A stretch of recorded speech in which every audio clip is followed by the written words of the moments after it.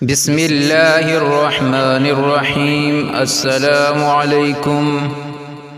ابن عباس رضی اللہ عنہ سے روایت ہے کہ رسول اللہ صلی اللہ علیہ وسلم ایک دفعہ مدینے یا مکے کے ایک باغ میں تشریف لے گئے۔ وہاں آپ صلی اللہ علیہ وسلم نے دو شخصوں کی آواز سنی جنہیں ان کی قبروں میں عذاب کیا جا رہا تھا۔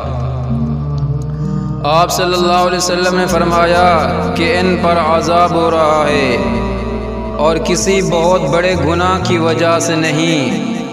پھر آپ صلی اللہ علیہ وسلم نے فرمایا بات یہ ہے کہ ایک شخص ان میں سے پیشاب کے چھینٹوں سے بچنے کا اہتمام نہیں کرتا تھا اور دوسرا شخص چغل خوری کیا کرتا تھا۔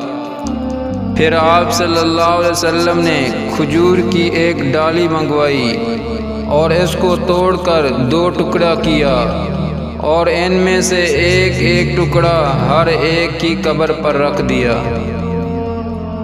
لوگوں نے آپ صلی اللہ علیہ وسلم سے پوچھا کہ یا رسول اللہ، یہ آپ صلی اللہ علیہ وسلم نے کیوں کیا؟ آپ صلی اللہ علیہ وسلم نے فرمایا اس لیے کہ جب تک یہ ڈالیاں خشک ہوں شاید اس وقت تک ان پر عذاب کم ہو جائے۔